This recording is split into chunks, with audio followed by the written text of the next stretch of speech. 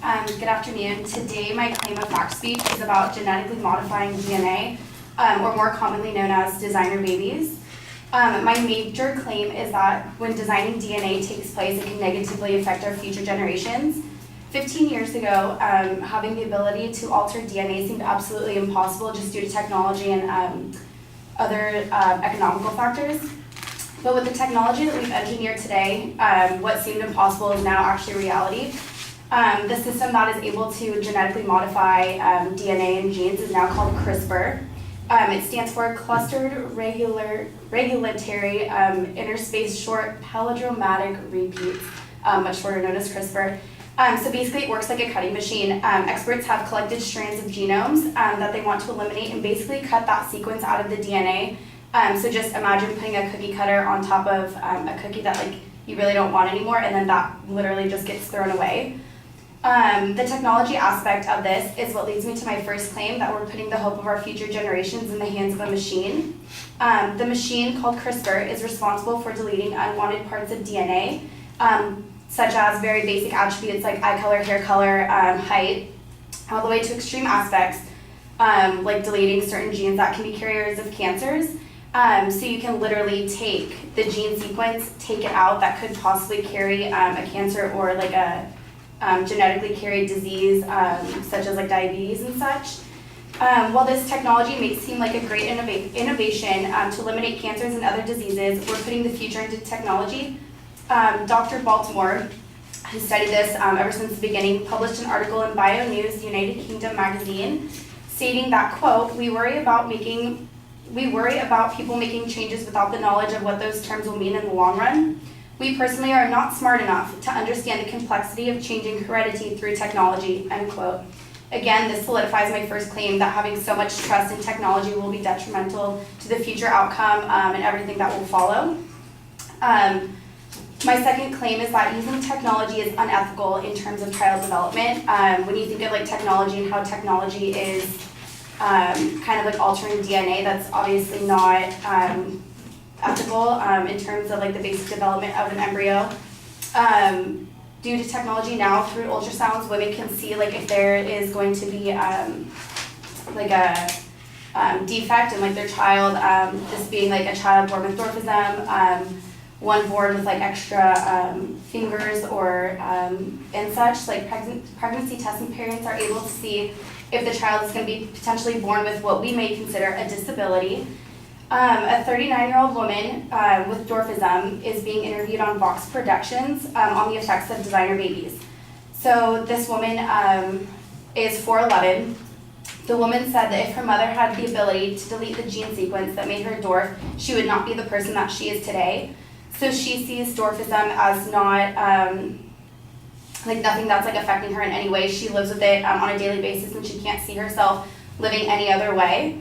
So taking away genes that a parent might not like, such dwarfism, or being born with an extra appendage or something, would eliminate the diversity in the world and would be a previous event in history where everyone is set to be the same, such as same hair color, eye color, height, and would eradicate people with disabilities, which is not natural selection.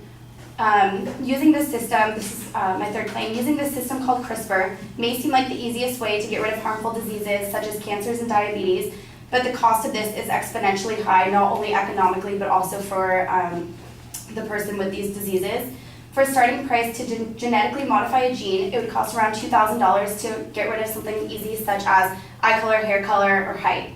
For a hefty price of from $16,000 to $17,000, scientists and experts are able to eliminate those genetic diseases such as cancers and things that are passed from generation to generation. In conclusion, editing these genes and modifying something is so precious and should not be altered by technology in any way. Human nature is solely a process of developing and creating all things different, and this goes hand in hand with evolution and the natural selection of how we evolve, and how technology should not be a factor at all.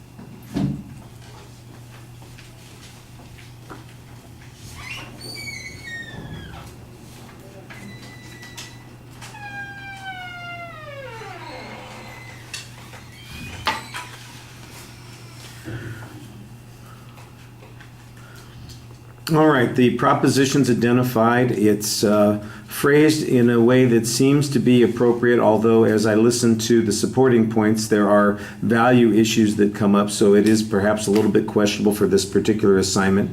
There's no preview of the contents of the speech. There is a definition of this machine or this technology that you talk about, the CRISPR technology. I think we could use a little bit more context on how it is used, where it is being employed, that kind of thing. It sounds like it's at the moment in early stages. I don't know if this is a technology that's available now, because if it is, I'm sure there would be plenty of families who'd be willing to sign up for $16,000 to eliminate a cancer gene in their family. That's one of the things that I think needs a little bit more context. In the body of the speech, you do signpost the secondary points, and the first one talks about how we would be able to eliminate particular kinds of issues. I'm not exactly sure there's a threat from any of those kinds of things. The only threat that we get is we have this one quote that says we're not smart enough to know what the heck it is we're doing, and that's about as close as we get to outlining what a potential hazard or fallback is on this particular point. And I think that you need to develop some potential issue. For instance, if there's a lack of genetic diversity as a result of doing this, which could create a vulnerability to other problems down the road, then that should be the argument that you make. If the idea is that we're going to lose something that is important that we have now, that we currently lack, or that we're going to need at some point, then that I think should be part of the argument. But there's nothing here except this one person who says, that this is a pretty powerful thing, and I'm not sure that we're smart enough to know what the heck it is we're doing. Well, that might be true, but it doesn't mean that experimenting with this and employing it isn't going to give us that kind of knowledge. The notion that we're going to be doing this to everybody,